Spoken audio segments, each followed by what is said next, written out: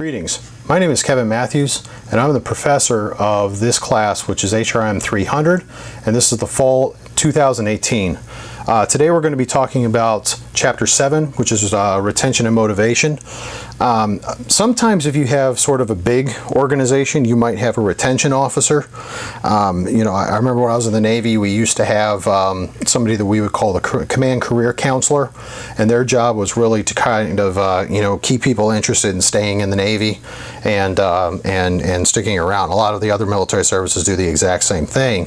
And so, it was their job to kind of say, hey, look, if you stick around after your contract's up, these are some of the benefits you're going to get, blah, blah, blah, so on and so forth. Oftentimes with smaller organizations, and depending, all the way down to the small, 15, 20 man shop, you're probably going to notice that this job gets kind of looped in with some other things. Oftentimes recruiting gets this job, because recruiting is going to be generally, it depends on your industry.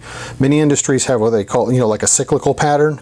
A very good example, if you're going to be hiring a lot of people who are college graduates, you're probably going to be doing most of your hiring that's going to take place in May, June, July, but your actual interviews for those jobs might actually take place a few months earlier than that. Now there might be some run-up that takes place, but there's going to be this sort of dead zone of time that there's not going to be a whole lot going on, and as a result of which, you'll probably be doing a lot of other jobs, and retention is probably going to be one of those. So, they kind of talk. They start off with the situation. They instead of saying that you're an HR officer, they say you're an HR consultant, which is a very good area to be in.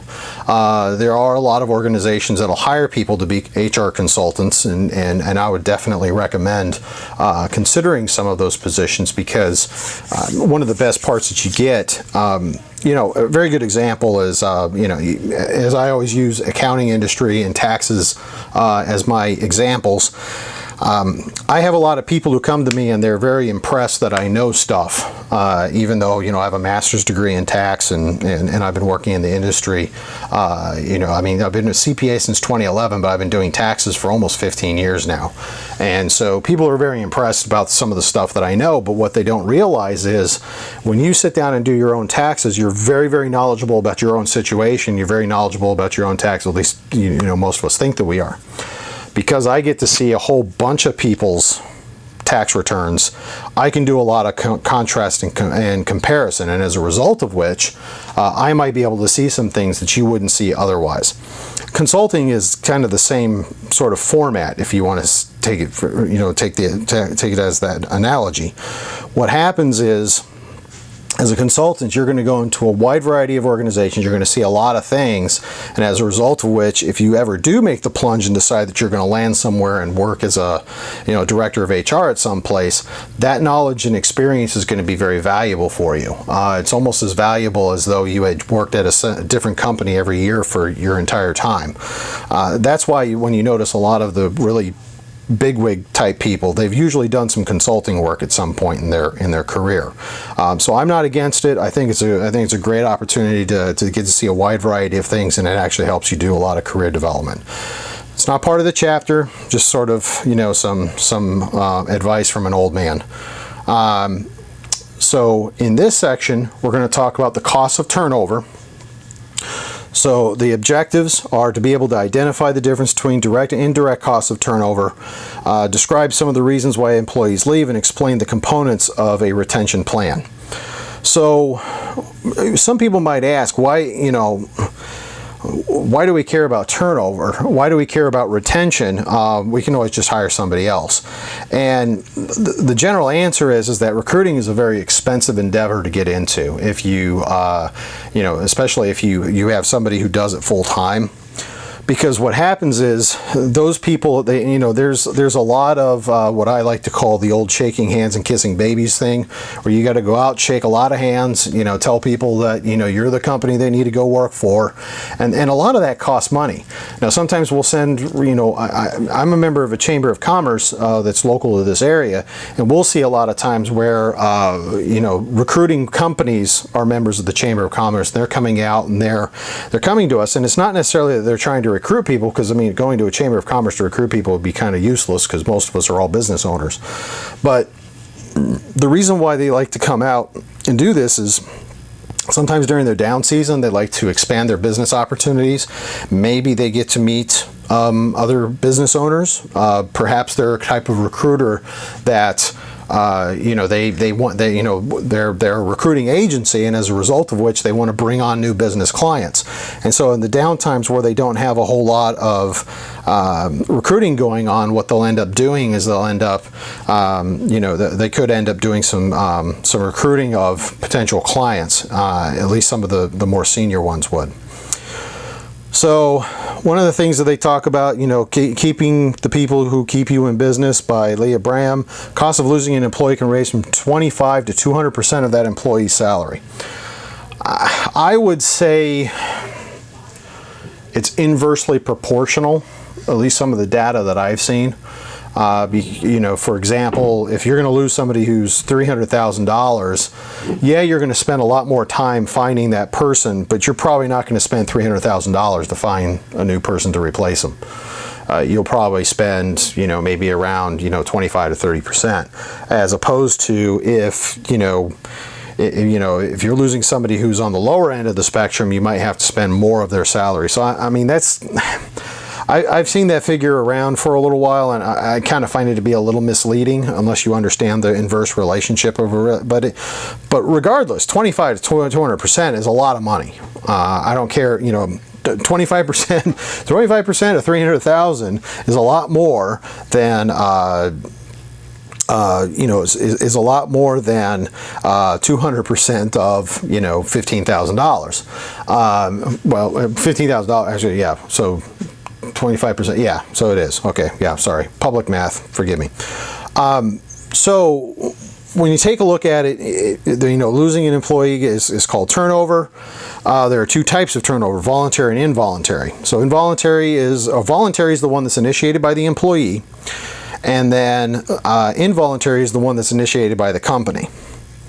Very good example, termination, layoff, or some other form of breaking up, where we break the relationship.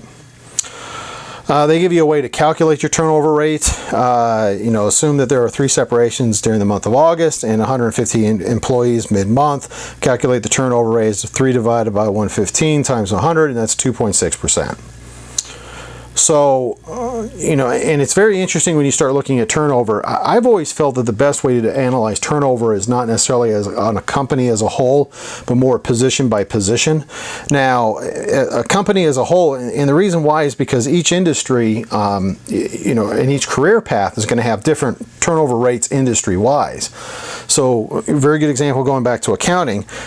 Tax accountants, the turnover is relatively high. I would say it's about, like I said, about once every 3 years.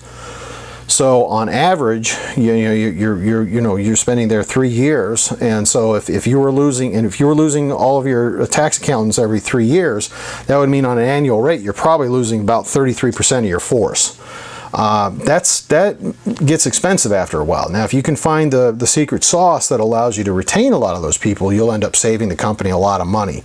I feel like a few of the companies I've worked for have solved that problem, and I think I know there's a few companies that I've worked for that look like the problem is, still beyond their grasp.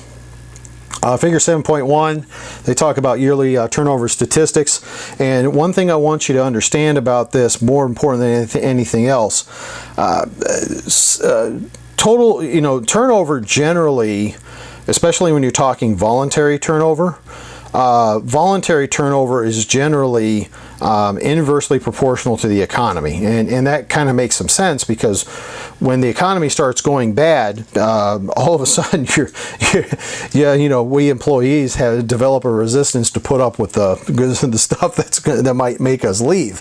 I have a very good example. I remember when the economy was going sour in about 2010, 2011. That's when I was actually getting out of the military. I was actually really nervous. Now, here in the Washington, D.C. metro area, it's not been that bad, But one of the things that I noticed, in here they had, total separations was about 3.0, at that time, as opposed to 4.5 when it was in the really good times. But I was really nervous because when I was leaving the military, I was like, there's not a lot of turnover. There's not a lot of job opportunities. Although Washington, D.C. didn't get hit as bad as some other parts of the country. I remember, friends of mine who were, I had one friend of mine who was leaving the military. He went to Las Vegas, and he was telling me it's really bad out there. There's people who are way underemployed, and underemployed is basically the term, if you haven't taken the econ class yet, is where somebody who's way overqualified for the position is essentially doing that job. That tends to happen in really bad times. Luckily, like I said, you remember I can't remember, it was last class or the class before that. I'm actually preparing all the videos, multiple videos at once, at the same time that I'm shooting the next video, so sometimes I get a little confused as to which video went where. But one of the things that that we talked about is that in 2011 the unemployment rate was about 9.2%, and today, it's at historical lows. We have a much different environment as HR recruiters, and then also retention experts, than we would otherwise. So they give you some examples of turnover costs. I'm getting ahead of myself. So they separate the costs of the turnover into indirect and direct costs. Direct costs include the cost of leaving, replacement costs, transition costs. Well, indirect is the loss of production, reduced performance. And I would probably say that the way that you would examine that is something that's directly measurable, as opposed to not measurable. So, for example, if and I like how they kind of break it down in this table here. Recruitment costs, obviously, I can measure that, how much it's going to cost for me to recruit somebody per person. That's generally something that I could, if I wanted to, sit down and calculate. Lost knowledge, that's unquantifiable, and just as valuable, don't get me wrong, but it's unquantifiable. And I don't want you to get the idea that I think the indirect costs are worse than direct costs. I'm just merely trying to tell you that if you're going to sit there and you're going to talk about, the costs of people leaving, therefore, the requirements to have a good retention program, you might want to make sure that you're including the qualitative as well as the quantitative. So they give you some examples here. The first one is, recruitment or replacements, hiring, administrative hiring costs. And that's, for example, when somebody comes on board, you have to give them an orientation. You have to have them fill out a W-4. You have them fill out an I-9. You have them, do all this different paperwork. You have to have them fill out their folder. If people still use folders nowadays, you probably just put it all on a database. But there's just a lot of setup that ends up happening when a new employee comes in. And then you have to understand that employee is probably not going to be productive for the first few months that they're there. That's all lost production, and also, and that's what they talk about, lost productivity with the time between the loss of the employee and the hiring of the replacement. I would actually disagree that it's not the hiring of the replacement, because you're going to have to wait 1 or 2 months after that before they're actually kicking butt and taking names later in their job, because maybe they have a new system they have to learn. Maybe there's a new process that you use that the other company that person used to work for doesn't use. And God forbid if somebody that you lose is an entry level position, because now you have to start all over and train somebody new from the beginning. So, loss of production with coworkers helping out the new employee. That's true. Cost of training, costs associated with the employee's lack of motivation prior to leaving. Yeah, we've all seen that. When somebody has said, here's my 2-week notice, and they check out. And I don't mean physically, I mean mentally. And we've all dealt with somebody who is on his way out the door, or her way out the door. And oftentimes, you're kind of like, yeah, can I get you to do this? And you're kind of like, yeah, maybe not. I don't think I'm really the good person. Maybe you need to have this person do it. Now, I would tell you, the good ethical thing to do is to work hard right up until the date that you leave. I've had many a company that has come back to me and said, would you like to come back, because they know I'm an ethical person. And the reason why they know I'm an ethical person is because they just, they see that I do work as hard as I can. Public relations costs. Yeah, so especially in the age of internet, Glassdoor is a very good example of this. Sometimes when employees leave, and they're leaving because they are not happy, they may not tell you in the exit interview, but they will definitely go to Glassdoor where they're like, yeah, my name is anonymous. You know, I mean, we've been seeing a lot where, you know, where somebody who's named as an anonymous source can sit there and they'll drop a hand grenade right on top of your organization and tell everyone in the world about everything that they don't like about it. And that's why when I like looking at Glassdoor only because sometimes when you meet with the recruiter's going to tell you all the rosy stuff that's good with the organization. Sometimes it's nice to see the bad, but you have to understand everything you see on Glassdoor is not gospel. It is potentially you could be, it may not be, at that good at all either. So then they talk about those costs and they give it to you in the tabular form. Reasons for voluntary turnover, they talk about this, very, very good examples are poor match between the job and the skills of the employee. This is what happens, and I tell students this a lot, when you're going to go do an interview for a job, don't be so eager to want the job that you're willing to lie to get it, because all that you're going to end up doing is that you're going to most likely put yourself in a bad circumstance. You're not going to be happy in the job overall. And then at the end, what's going to end up happening is you're probably going to leave and you're going to be in a sore mood about it. And so we want to make sure that people are not, having that poor match. And so, exaggeration of skills. I mean, let's be honest. You take a resume. I always say that it's probably at about 120% of what it probably really is. I mean, everybody fudges a little on their resume.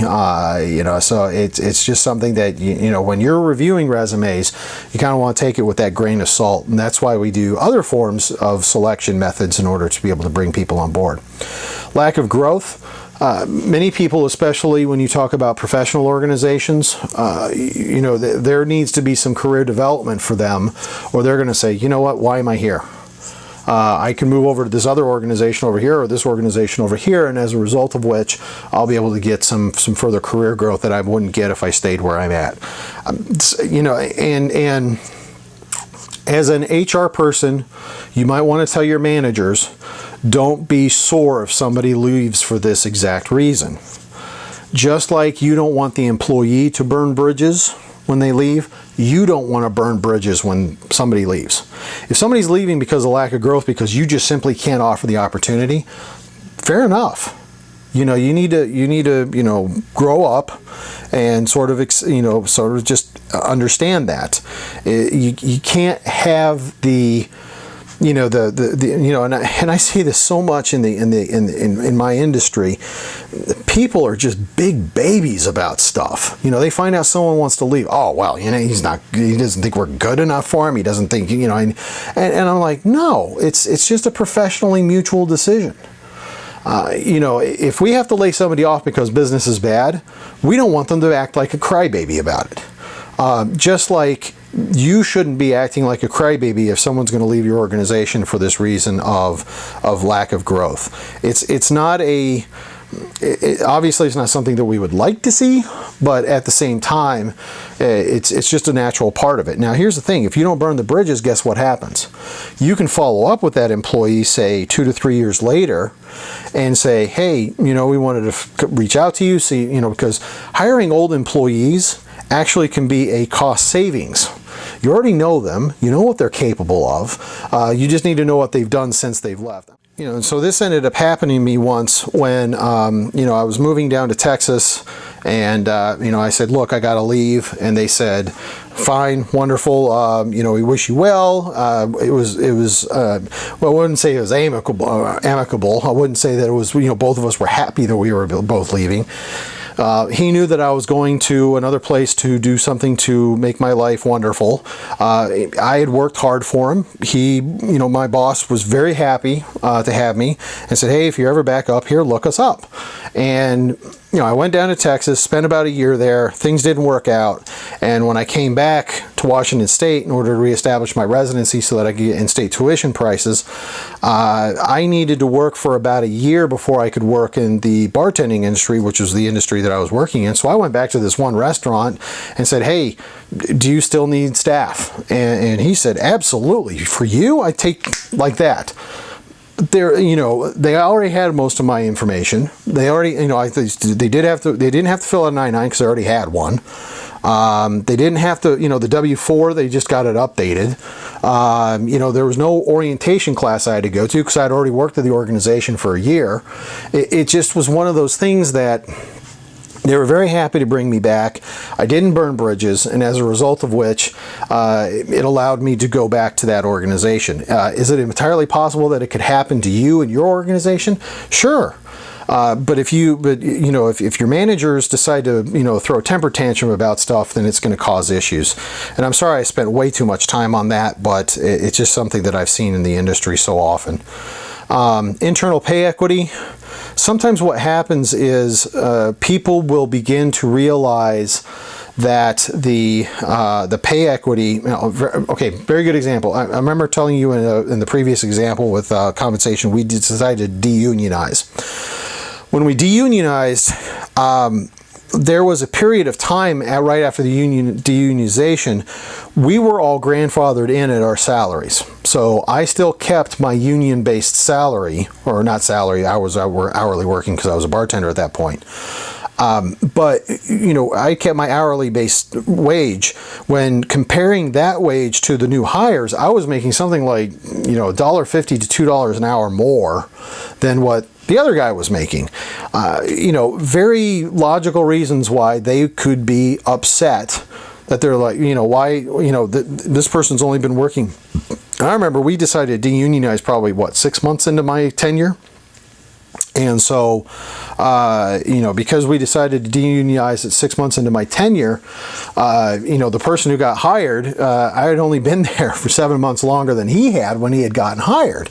And so there was definitely he never came out and said it, but you could definitely feel there was a little bit of animosity that was kind of like, well, I guess I should have showed up, about 2 months ago. That way I would have gotten the higher pay.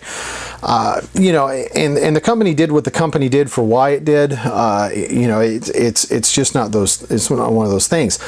When people figure out what pays are and how pays work out, and this is, it can definitely cause some stress. And this is one of those reasons why sometimes HR will put out that, hey, discussing your salary with other coworkers is against company policy. Now, I have some problems with that policy. I personally believe that I have the right to tell anybody my salary if I want to. That's my business. Now, I'm sure that and I'm sure at some point someone's going to do that. They're going to get fired from a company. It's going to go to the Supreme Court. Supreme Court's going to say whether it's freedom of speech or not. But I know a lot of people claim that it is, but at the same time, I know that there's other things that are freedom of speech that they can prevent you from doing if you're acting within the name of the company. And that's just because you have agreed to perform your duties in accordance with the principles and the policies of the organization. Second of all, I'm not one of those who's going to make that a policy just because of the fact that I tend to be a Bill of Rights kind of person, so I tend to believe in freedom of speech. So management, many companies cite management as their reason for leaving. This is probably going to be what you're going to run into the most. I would like to stay in this organization. However, I can't work for so-and-so anymore. I've had that happen a multitude of times. Multitude of times, in other words, where I was dealing with somebody else who was leaving because of that. There are some people who are, in the military, one of the good things I loved about it is that we train leadership. A lot of times they will take people and they will make them managers simply because of the fact that they're saying, hey, look, the person's worked here the requisite number of time, they should be made a manager. But they have no business managing people. They're just not good people managers and have no desire to manage people. So they're not going to put a whole lot of effort into it. And as a result of which, you might create a situation where some employees are kind of feeling a little bit of resentment in working with this person. Workload, I've seen this happen, and again, this really kind of gets to where we talked about with the recession. If there's more people that have the recession, if they're in the middle of a recession, they'll put up with some, Bravo Sierra, if you know what I mean. Military guys know exactly what I mean. But they'll put up with a lot of stuff. A lot of stuff, as one of my professors used to always say. But at some point, every one of us has a breaking point. And, some people's breaking point is very low. And then there's some people who have a really, really high breaking point. But that's something you want to know, because if you notice that people are getting a lot of workload, chances are you probably don't have adequate staffing. Now, you may not have adequate staffing, and you may know about that. But if you don't know about it, that's a good way to figure that out. They have figure 7.2, which talks about all of these different types of reasons, and make sure that we want to make sure that, and this is sort of where, knowing those reasons, you can then develop better plans and understand once you know the reasons of turnover, you can develop better plans in order to be able to combat it. In this section, we're going to talk about retention plans. Retention plans, of course, are the plans that we have in order to retain the employees that we're going to have.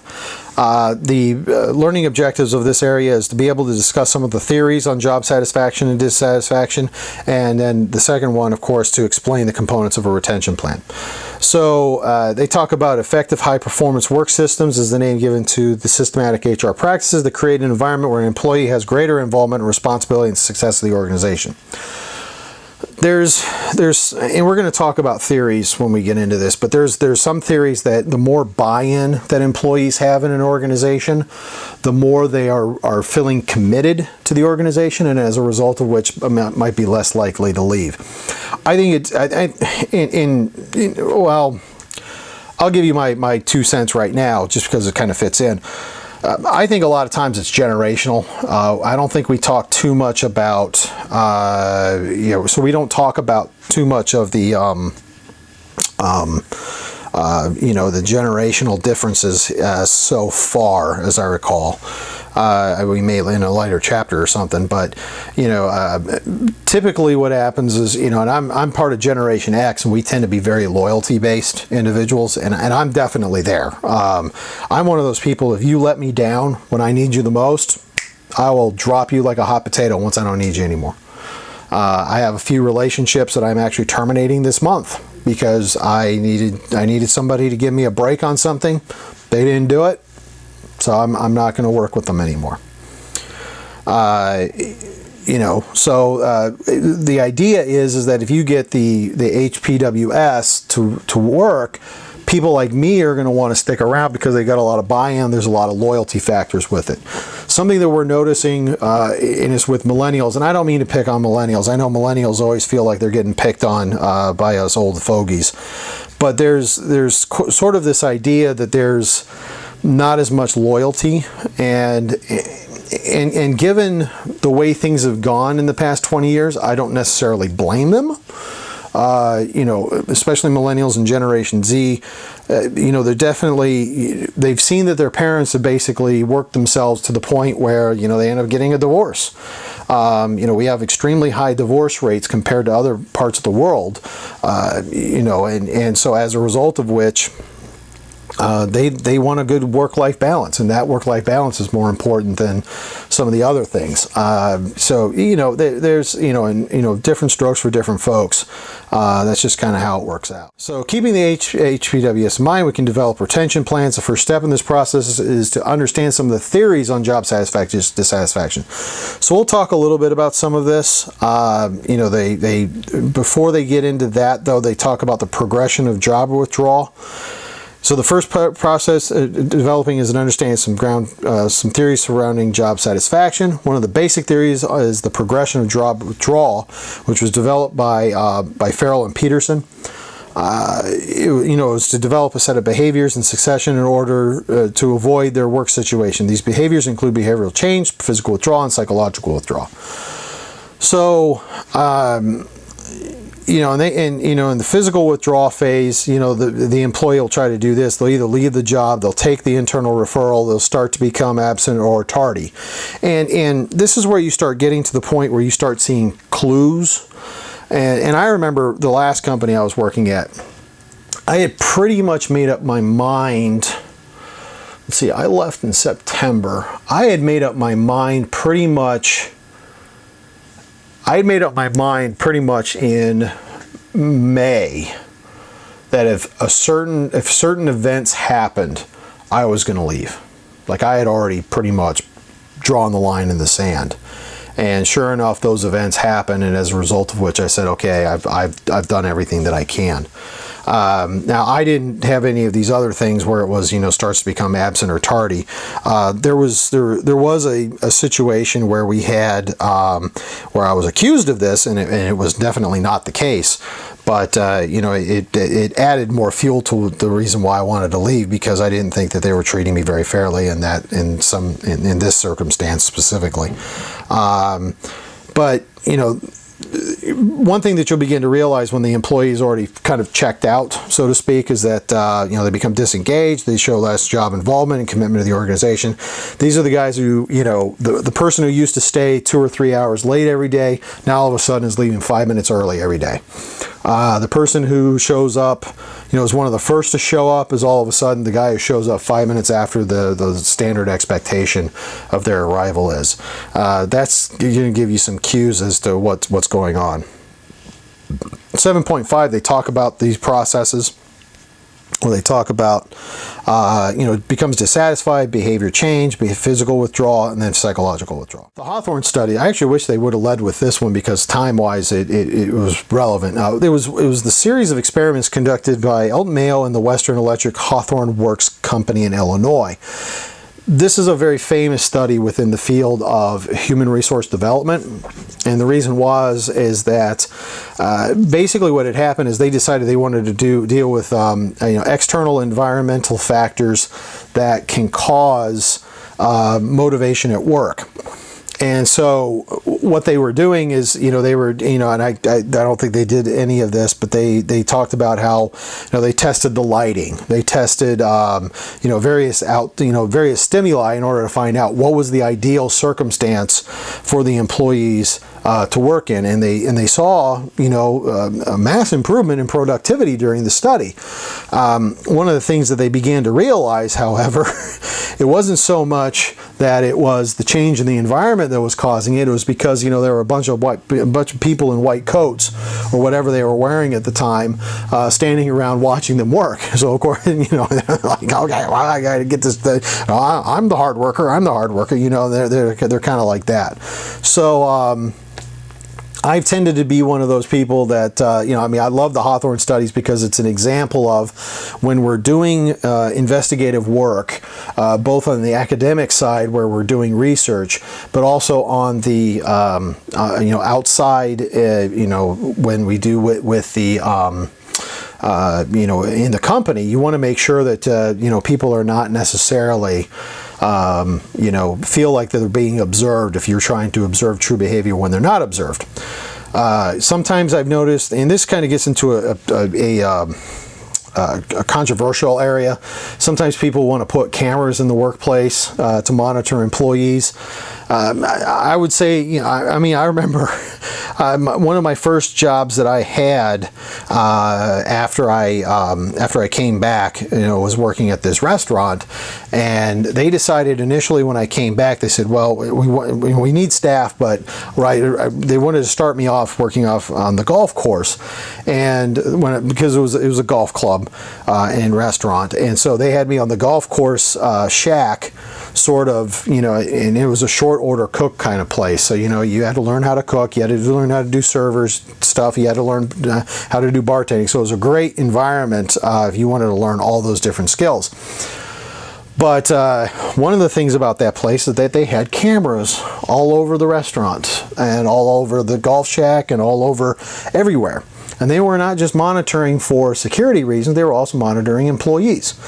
And I remember at one point, I remember I was studying Japanese at the time because I was starting to get an interest in the Japanese language, and we had our down period where there was like nothing going on. And all of a sudden, I would get a phone call asking, "Hey, Kevin, yeah, we're up here in the camera booth while we're looking at the cameras, and we've noticed that for the past 30 minutes you've been studying your Japanese language. Are you sure there's nothing else for you to do?" And I said, "No, I know." And I called him up and I said, "You asked me to do these 10 different things today, and I did all those 10 different things." And he said, "Okay. I'll see if there's something else that I could do for you." And we did have an understanding that if I had finished my work, I would be able to study. It's just that I don't think he expected me to finish as fast as I did, which, I usually was one of those guys, finish fast and go back to work. It was never a big problem.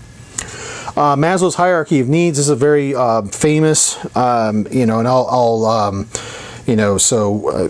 very famous chart that it gets developed up as this pyramid, and then they talk about, they have the psychological needs, safety needs, social needs, esteem needs, and then the self-actualization needs. So psychological, basic needs including food, water, shelter. I used to have a teacher that, it's also sex, but with the physiological needs, it's for procreation, not recreation. But that's one of the physiological needs that we have as human beings. Safety at work might include, feeling safe in the actual environment or the job security. Have the basic need to spend time with each other. If you ever get into the human resource, at some of the higher levels of the degrees, it's actually interesting. We start talking about, is a person still a human being if they don't ever interact with other people? And that's a very interesting question. You take and I always take it like the what's the name of the movie, The Jungle. They got the kid that basically turns into Tarzan because he's was raised by wolves and the bear Baloo. The Disney movie. I can't remember the name of it, but anyways. And then there's esteem needs. We always have to have, and this is where we kind of get to this. If you're in a work environment, generally speaking, you're going to, hopefully you're at the social and esteem needs. Now, of course, and this is an argument that some people tend to make when talking about low-wage labor. They're not getting their physiological needs, and as a result of which they can't get their physiological needs, they're not feeling safe. They're certainly not going to have the social needs that they feel that they have. And then furthermore, their esteem is going to be very down, and they'll never get to self-actualization. If you get into a lot of professional organizations where salaries tend to be a lot higher, obviously a lot of those needs end up taking it at a higher place. Okay, so then they got the Hertzberg two-factor theory. Frederic Hertzberg back in the late 50s, early 60s, which he describes his studies to determine which aspects in a work environment cause satisfaction, dissatisfaction. And so his research showed the following top 6 motivation factors. They talked about achievement, recognition, the work itself, responsibility, advancement, and growth. And then they also talk about the top 6 hygiene factors, which was company policies, supervision, relationship with managers, work conditions, salary, and relationship with the peers. Now, when they say hygiene, they're not necessarily meaning, like cleaning hygiene. They're just talking about, different. They're talking about a different type of hygiene there. So the implication of this research is clear. Salary, for example, is on the hygiene list. Fair pay is expected, but does not actually motivate somebody. This is kind of what I was talking about earlier when I was talking in the last one, where handing people a bunch of cash usually doesn't do a lot of good for recognition or motivation to do more. I tended to like the idea that you have advancement, growth, recognition. Those are some of the things that you can do. So, for example, if I'm going to hand out a gift certificate and I want to do a big presentation of the gift certificate in front of people, it's not so much, it's the presentation that sometimes matters as much as the actual receipt of the prize. Now, of course, when they're on their vacation, they're going to be very happy. Don't get me wrong there, but that's where they start talking a little bit about some of the other things that they do with this. So the retention plan should be focused on these areas, on the areas of fair salary, but also take the direction of Hertzberg's motivation factors in order to create higher motivation at work. Douglas McGregor, and I talked about him in a previous video where I talked about theory X, theory Y. There's another theory that goes with this, theory Z. I don't think we talk about that in this area, and actually we don't. Theory Z, which is the Ouchi stuff, I would actually recommend looking into that. It's a really good theory. It's actually Japanese management theory, and it underscores a lot of the ways that they were doing their business practices, if that's something you find interesting. Theory, in the 1960s, the human side of enterprise, so theory X, managers tend to believe the average person dislikes work and will avoid it. Most people need to be threatened or with punishment to work toward company goals. The average person needs to be directed. Most workers avoid responsibility. Whereas theory Y managers tend to have, most people want to make an effort. People apply self-control and self-direction, pursuit of objectives. Commitment to objective is a function of expected rewards. People accept and actually welcome responsibility, and most workers will use imagination and ingenuity to solve company problems. You can see that if you are a type X manager versus being a type Y manager, how you might approach things. And that's kind of important because, generally speaking, and I've seen this where most of the time you won't become a theory X or a theory Y manager simply because that's just your personality type. It's more or less due to the environment in which you work. And I've worked at some companies where people had very low morale and people really didn't like to do the stuff they needed to do. They needed a paycheck. I can see why people would become theory X very easily in that circumstance. Theory Y, it's kind of the same thing. If you work around a lot of theory Y, people that encourage you to think theory Y, you're going to think theory Y. So and then looking at those, they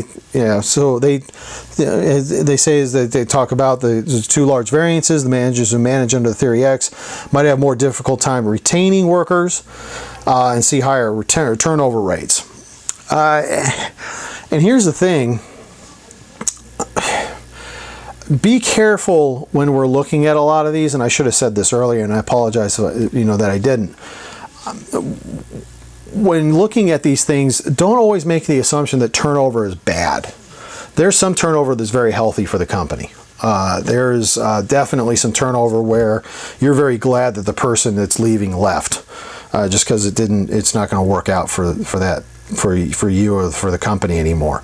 And having those people leave naturally is sometimes a necessary evil. And sometimes, one of the things I like about, especially in the accounting industry, we're very knowledge based. And so having new people come into the organization and discussing with us different ways of doing things sometimes gets to be a very healthy thing to have happen. Sometimes we learn new organizational methods. Sometimes we learn about new technology that's out there that maybe we weren't aware of, but some of the bigger guys were aware of. One of the bigger guys comes to work for us and says, hey, there's this new technology out there. We're like, oh, wow, let's go take a look at it. And then we end up bringing it in and it makes us productive. All right. So then they talk about here, carrot and stick. And this is where, and they talk about this in a wide variety of things. Carrot and stick, of course, being that, if you, a very good example of the stick approach, if you don't increase your sales by 10%, you'll be fired. Everyone will have to take a pay cut if we don't produce 15% more than we are currently producing. Whereas as opposed to the carrot, which is, increase sales by 10%, you receive a bonus. If production increased by 15%, you'll receive an extra day off next month. So, and it kind of gets into, because we talked a little bit about power when we talked about this in diversity, and in power there were the 5 different types of power, where they had charismatic power, charismatic power, legitimate power, expert power, reward, and punishment. And so the reward and punishment is kind of where this is getting at. That says, look, I'm going to use reward and punishment in order to get the things done that I need to get done. And both have their place. Obviously, I don't like to use punishments. But sometimes, sometimes punishment, somebody gets their gluteus maximus handed to them once, they never do that again. Now, I've always kind of said that punishment is one of those things that you want to be careful about, because it's kind of like antibiotics. Once the body gets used to it, after a while, it either becomes numb or it's going to run away and never deal with it again. So, especially if that antibiotics is administered by shot, after a while, it's just, they just want to avoid it. Pain avoidance is a healthy motivator, but more importantly, reward, I've tended to notice, tends to be a little bit more effective. But there's sometimes where, it's if you're trying to discourage bad behavior, sometimes punishment is what's necessary, and obviously we want to make sure that we do that sparingly wherever possible. Then they talk about sources of employee satisfaction data. Probably the number one area where we're going to get it is exit interviews. And if you don't conduct exit interviews when somebody's leaving the organization, you ought to, because that is extremely valuable data that you're just signing away, that you don't want to have. So when they talk about sample exit interview questions, they give you, a primary reason for leaving the job, what you most like about the job, what you least like. And I'm 50-50 as to whether you should be asking these in person or if you ought to be asking them sort of in a written format. One of the ideas about the written format, it's permanent. Sometimes if you give them a chance to, and sometimes what happens is that you do an exit interview, people are probably like, I've already decided I'm leaving. I have no intention to make this place a better place. Or you get the reverse, which is basically, as I'm going out the door, I am going to light the match that hits the gasoline that I've just laid all over and watch it burn. Okay. And exit interviews can go both of those ways, which of course you don't like them to. So sometimes what ends up happening is it's better to have those, more dispassionate. I've noticed that written exit interviews tend to be more dispassionate. And if you tell people, look, in order to get your going away, something, you can hold back on them and say, look, we can't give you this until we get our exit interview, because that's part of your job, and we're going to pay you to do it. And that's an incentive that you can do. You can say, look, we'll give you the exit. If you do the exit interview, we'll give you an exit bonus of a gift card for whatever. Generally speaking, most organizations require it as a part of picking up the last check. Although I've noticed there's a couple states where I think that's illegal, so you want to make sure that you are careful about that. Getting back to, written versus oral, sometimes oral works out better, because if somebody says something bad, say for example, you're doing an exit interview and you're like, why are you leaving this job? And the person says, I just got sick and tired of being sexually harassed by X. I just got tired of it. And this is the first that you're hearing about it. That changes this exit interview significantly. And obviously we don't want that to happen. I've never had that happen to me, but I do know a friend that happened to, that, the person made the accusation as they were leaving. And then the question of the day is, what do you do about it? Well, if the person's leaving, obviously there's no investigation that's going to end up happening, or there could be an investigation. Because generally speaking, and it depends on what your sexual harassment policy is.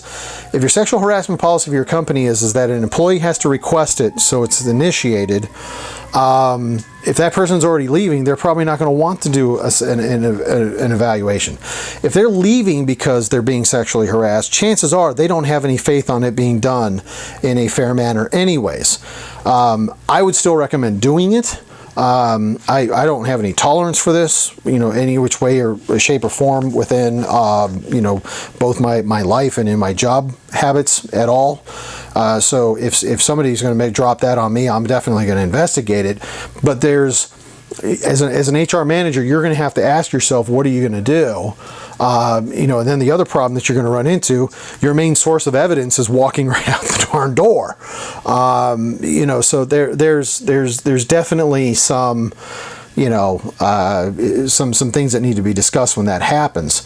Now the question of the day is, could that still happen if you were having a if say for example you were having a the exit interview in a written format, would they still be able to do that?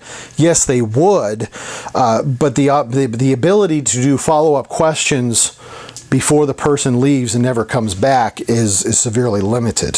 So, and I'm not suggesting, that sexual harassment is something that they would only say it at the end. It's an example of something that you definitely would want to follow up with as somebody is saying it when they're leaving the door. So sometimes having those as oral might work out. Now, here's the other thing that you need to take into consideration. They may not tell you if it's a face-to-face interview. And as a result of which, having the written interview, maybe they feel there's a little bit more privacy and they're going to tell it to you because they feel that, there's a little bit of distance. Especially if you guys say, look, we're going to take your survey, we're not going to read them until after you've left the company, and then we just want to, make things better. One of the biggest stumbling blocks to exit interviews that people have, there's some people who have already resigned to leaving, and as a result of which, they don't want to argue. So the last thing they want to do is sit around and try to sit down and explain why they're leaving, because they think they're going to have somebody arguing with them.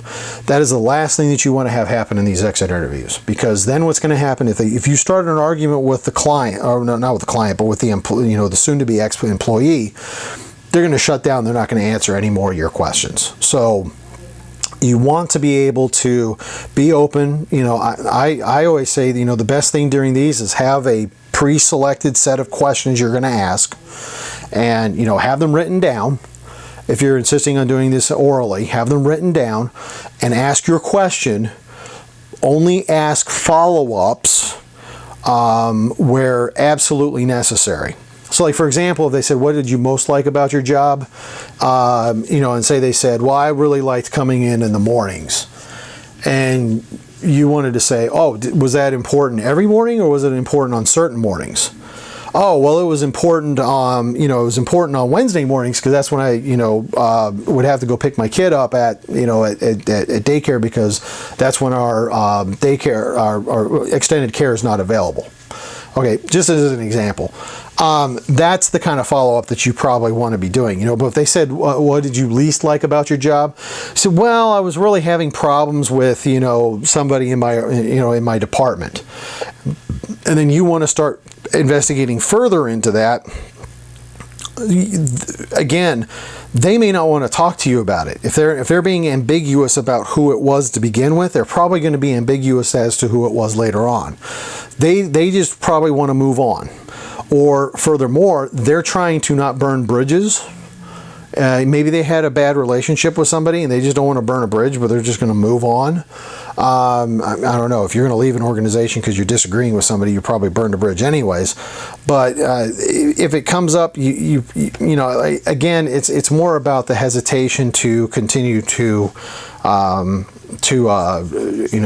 work with that you want to seek to avoid. I tend to like doing the sample. Tend to like doing the exit interviews written. First of all, one of the things I like is that there's that semblance of privacy that sort of comes up. Obviously it's not going to be private, it's going to be read by somebody, but they are able to sit down and think about their answer. So it's more purposeful.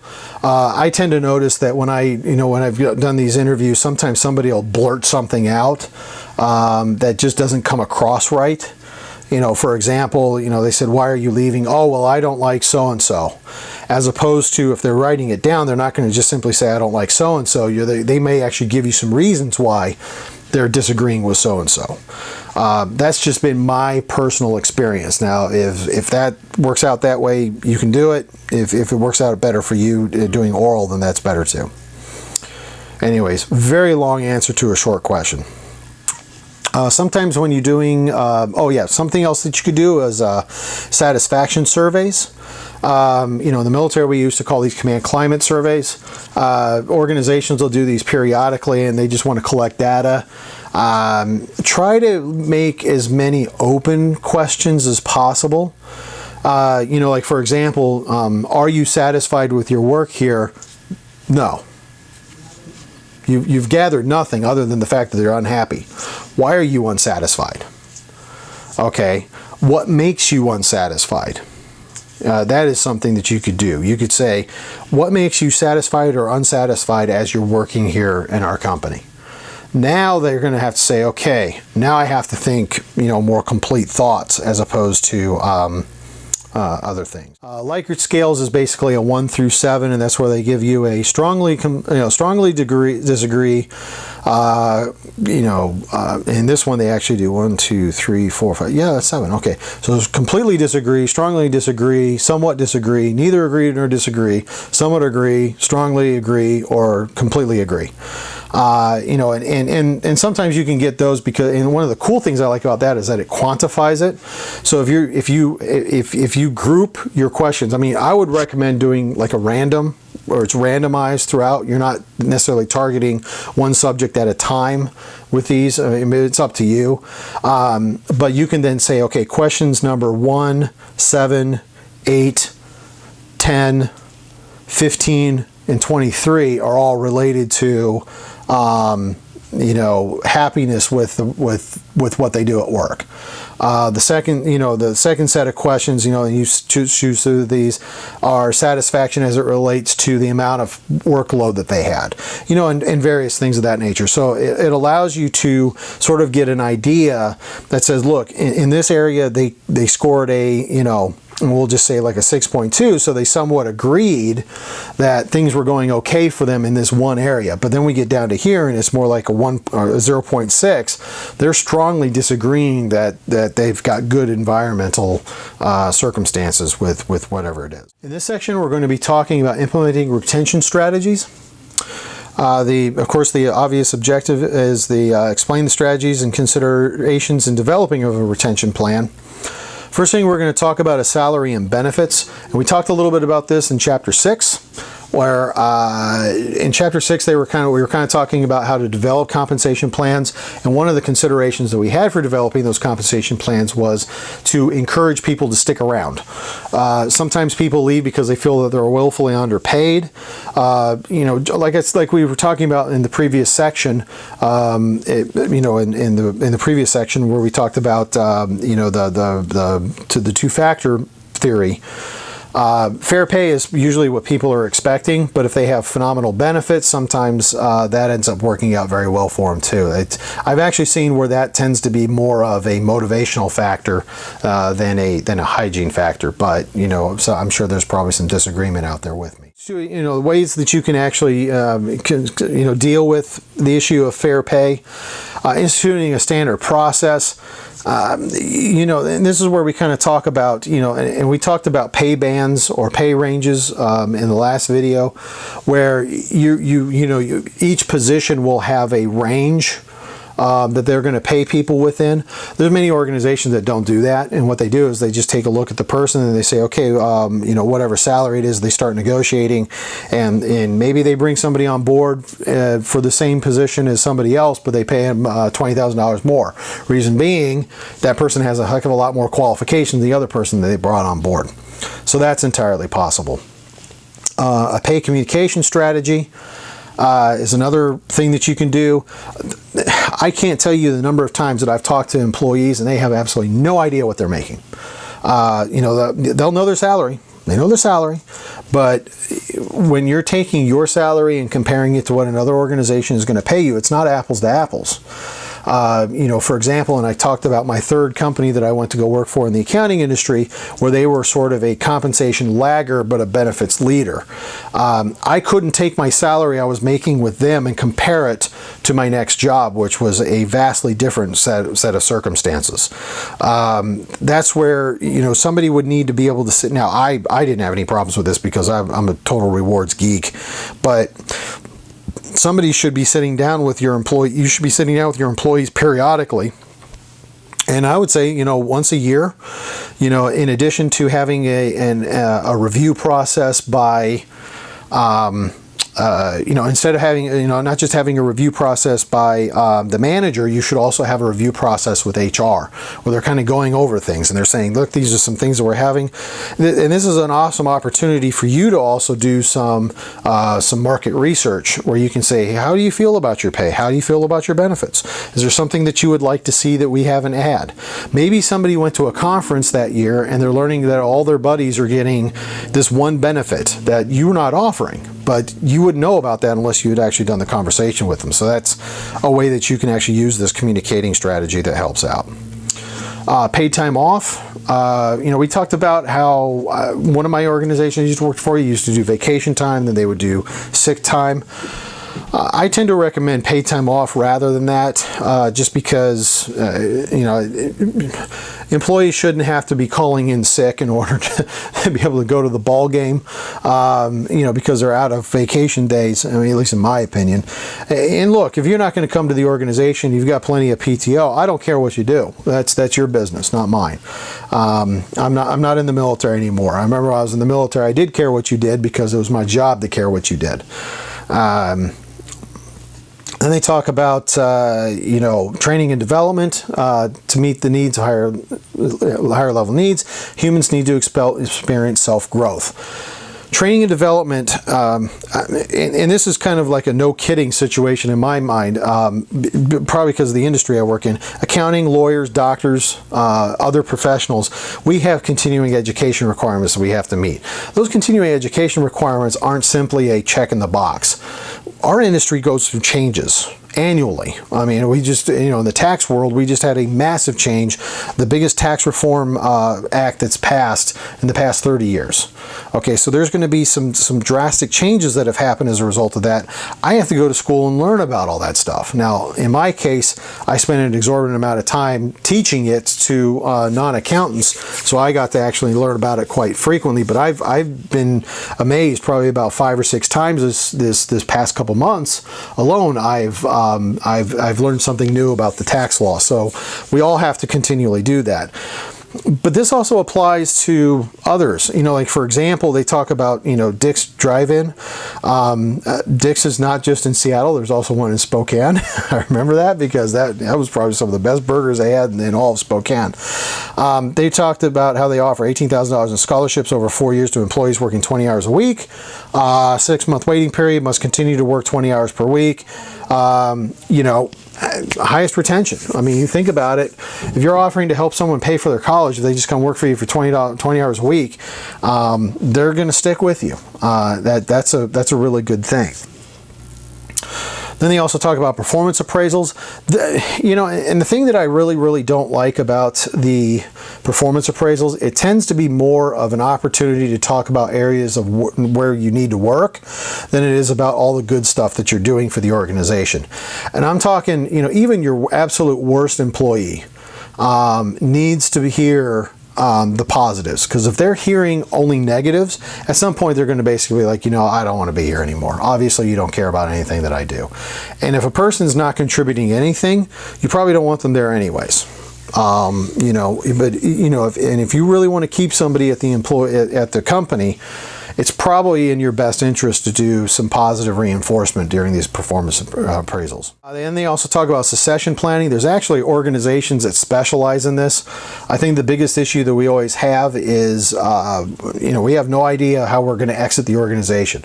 When I built my company, I thought, I came up with 3 different ways that I want to leave my company. I'm not going to tell them to you because that's company secrets, but I sat down with the idea that at some point I'm no longer going to be doing this. As much as I love what I do, and as much as I would really hate the idea that I wouldn't be able to do some of the things that I get to do, I have to also take into consideration the idea that I'm eventually not going to be doing this anymore. But this also, not only does it need to happen just for the company superiors, I mean the heads of the company, it also should be, you should at least have an idea as what will happen if if I have employee X, what happens if they decide to leave tomorrow? Where would I go to get somebody else? Who would I want to replace them with? It's interesting. This should actually be part of the performance appraisal, not necessarily handed to the employee, but I think it should be done every single time you're doing a performance appraisal. Succession planning is not something you should ever discuss with the employee, because then it makes it sound like, oh yeah, I'm planning on you leaving someday. Obviously, we don't want the employee thinking that way. But there's other ways that they can leave. They can leave internally. Say, for example, I'm going to promote the employee. They're no longer going to be a staff, but now they're going to be a manager. That's still leaving. Somebody has to fill that work that they were doing back before they became a manager. So I got to figure out a way that I'm going to bring that new person into the organization. Talk about the goals of succession planning. Identify high potential employees to advancing positions, rising higher abilities, ensure diversity, and ensure the development of those individuals to be ready to earn a promotion into the position. They also talk about flex time, telecommuting, and sabbaticals. I'm not going to go too much into those. We all know what those are. Sabbaticals are probably the one thing that you tend to notice a lot in organizations where knowledge is the most important thing. The employee's own personal knowledge, because that gives them an opportunity to take a year off. They're paid for that year off, and and they give an example: 15 years of service with the company, paid sabbatical is offered, which includes they say 4 weeks plus already accrued vacation time. I've seen it where some bigger organizations will offer up to a year off, but you have to go do something that's going to help you in your organization. Some people go back and they get another master's degree.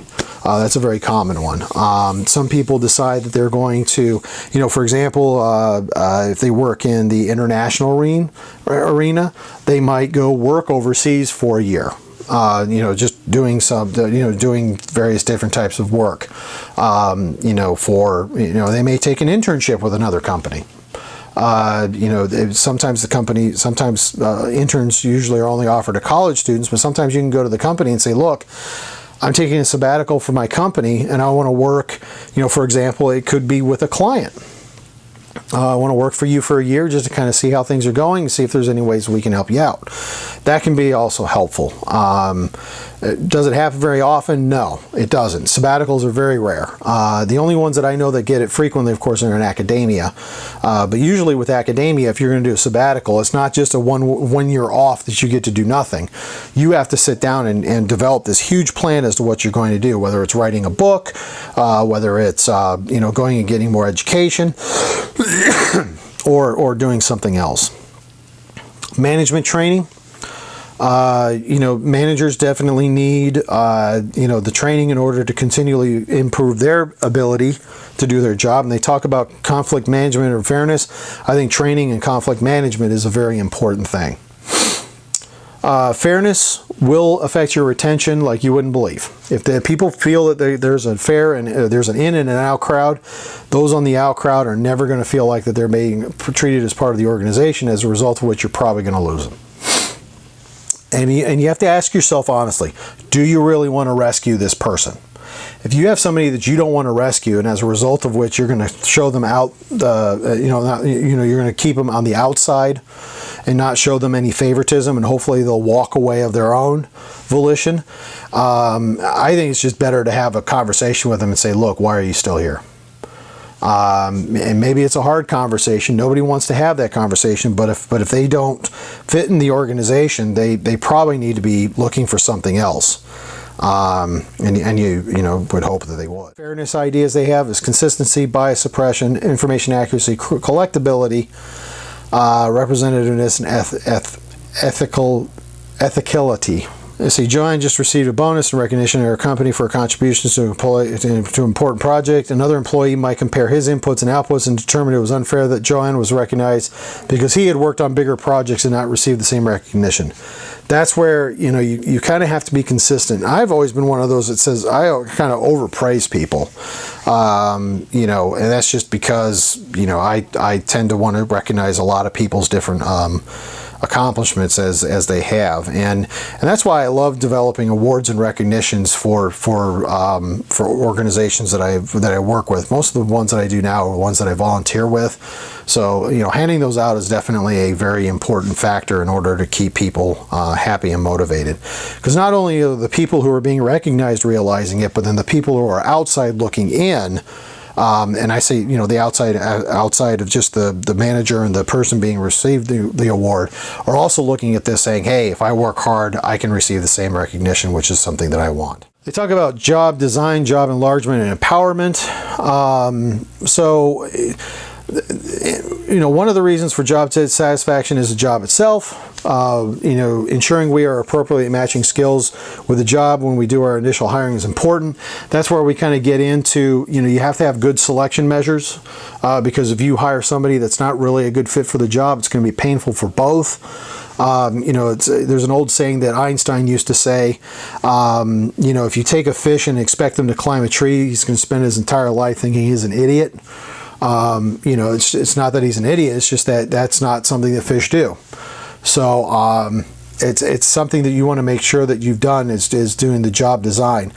Job enlargement is defined as adding new challenges or responsibilities. And in the accounting industry, we do this very typically where we say, look, we're going to bring you into the organization. In your first year, you're probably going to prepare individual returns, because individual returns are pretty easy, and everyone's done their own individual returns, so they've had at least some experience with it. And they're tended to see it as relatively easier. As you progress up, we're going to give you bigger clients. We'll give you harder clients. Maybe I'll start you off on a return where it's the person who comes in W-2, they bring in their mortgage statement, they maybe have one small problem, and then and that's it. After the first year, maybe you're going to start doing individuals who have multiple rental properties. They have maybe one or two businesses that they also operate. Maybe they get several partnership transactions that they have to deal with. And then at the end of year 2, we're going to start moving you into more business transactions, where you're going to learn more and more about how to do a lot of the business transactions. Now, small firm like myself, we don't have time to do a lot of that stuff, so we're going to bring you in and you're going to start doing a lot of those transactions, but over time we're going to make those transactions harder and harder as you start learning. So employee empowerment involves employees in their working by allowing them to make decisions and act upon those decisions. A very good example of this, authorizing your employees to make more and more of the decision factors. Again, I keep going back to the accounting industry. Maybe I'll do more of the, like the restaurant industry. When a person first comes to work in the restaurant industry, maybe they start off as a hostess or host, where they go in and they seat clients down and all that sort of stuff. And then as they improve in their duties of being the host or hostess, maybe they're the person who runs not just the person who actually does the seating, but also is managing where are you putting people, because maybe one person has the strategic knowledge in order to figure that out as they've gone more and more. And also, for example, the effects of large tables. I can combine 4 tables over here and make it into a large table. That kind of thing is where you're giving people more and more skill, or more and more opportunity to do larger things for themselves. And that can be seen as reward in and of itself, because you've shown trust in somebody. Sometimes when people see trust, it's a wonderful thing. Pay for performance strategies. This is where if you meet certain goals, we're going to give you extra. I think a very good example, they said, for example, each player on the winning team of an NFL 2010 Super Bowl earned a team bonus of $83,000, while the losing team took home $42,000. Players also earn money for each wildcard game and playoff game. That's the kind of thing that they have. I tend to like one of the examples that they have of it. Was Henry Ford was a big fan of this, to offer incentive pays for people, the people who worked harder and did things, but also wanted to make sure, of course, that they had enough money. The idea was that if they made enough money building these cars, they would go out and buy the cars and have pride in them. That's what he was good for. To make sure that a pay for performance works, organization needs to ensure the following, and they give you a few things here. Standards are specific and measurable, and I can't emphasize that enough.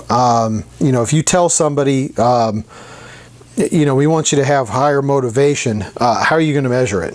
There's no way to measure motivation. I can measure sales, but I can't measure motivation. All right, so that's something that needs to be taken into account.